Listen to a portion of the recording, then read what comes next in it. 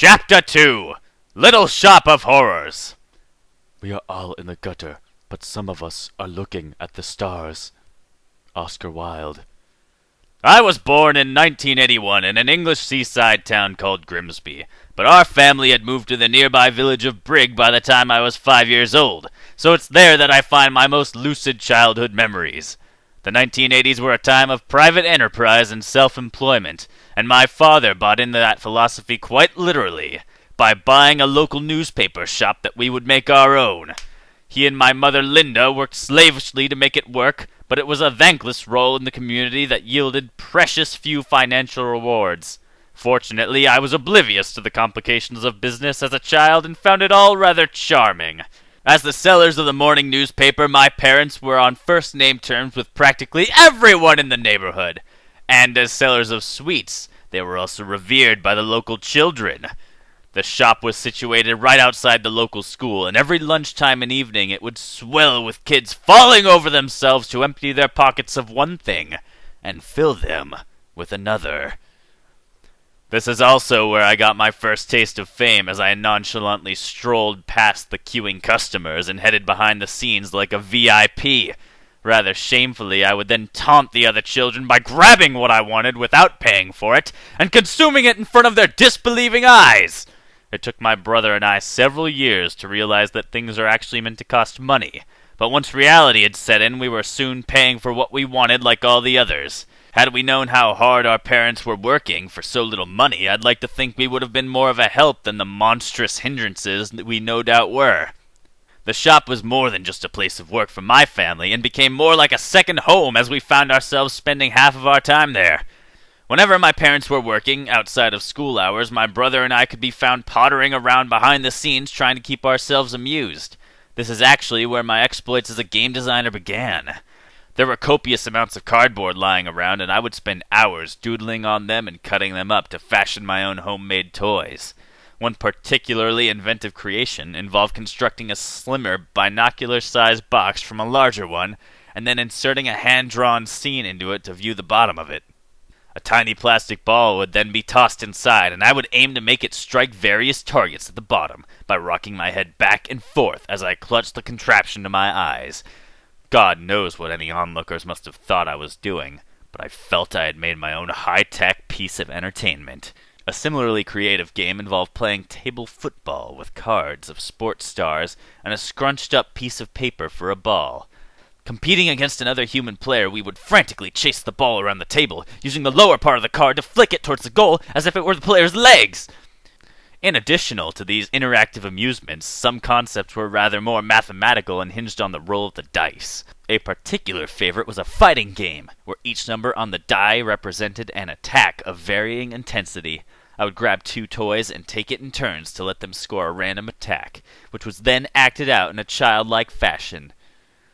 Each one depleted the other's health points according to the severity of the attack, and soon enough a legitimate winner was declared. All kids play fighting with their toys, but few did it quite so systematically.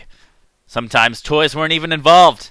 My brother and I once went as far as creating our own trading cards, which involved simply taping a small page of statistics and a picture over a regular playing card. Since wrestling had just gripped us, we took that as our inspiration and made each card a separate wrestler, complete with carefully considered ratings in the fields of strength, agility, and so on. It may sound awfully geeky, but the exact same principles would be used in my wrestling computer games decades later, right down to the categories and the percentage marks out of 100. That instinctive awareness of what works for a piece of entertainment and why was very much intact at this early stage and had plenty of time to blossom. Suffice it to say, these playing cards were soon cross-pollinated with my dice ideas to create a card game that used dice. It was joyously sophisticated, and my brother and I felt we were doing a better job than most professional toy manufacturers. Quite frankly, we probably were. The card and dice elements soon evolved into a full-blown board game, which my brother had skillfully made by plundering an abandoned Monopoly set. Our backroom exploits had gotten so sophisticated that we were eventually roping in our neighborhood friends without any resistance. They would happily come over to my house to check out this homemade wrestling odyssey, and our creative minds got sharper and sharper as we observed them play. It's fair to say that my brother could have very easily found himself making games for a living as I have done, but a career in architecture had swept him up by the time it was an option for us, so it's that field that now enjoys his creative touch. We both create worlds of our own. The only difference is his are real! Ha! Ha ha ha ha ha! My brother wasn't always a co-creative force for good, though, and was just as adept at playing the villain. He was a good 5 years older than me, which is nothing now, but felt insurmountable when it was the difference between a 10-year-old boy and a 15-year-old teenager. Older siblings tend to develop a profound superiority complex, whereby they can't resist sharpening their claws on the vulnerable captive they have at home. Mine would often use the gift of experience to score the kind of points off me that wouldn't register with people his own age. He would delight at filling in the gaps of my infantile knowledge, even going so far as to convince me I was adopted during one particularly sinister exchange. On other occasions he would pretend to be dying, so that I would dutifully rush downstairs to fetch him something to eat and drink. It's natural enough, but it made for an antagonistic relationship where everything I said and did fell prey to criticism. To this day, he's reluctant to offer praise for my various achievements and prefers not to buy into it, despite being an ardent gamer himself! It's true what they say about a great man being appreciated by everyone except his own people! Your family have seen you grow up and make mistakes, and can't countenance that fallible creature being worthy of acclaim. The irony is that the younger sibling can't help but idolize this older role model that looms over their life.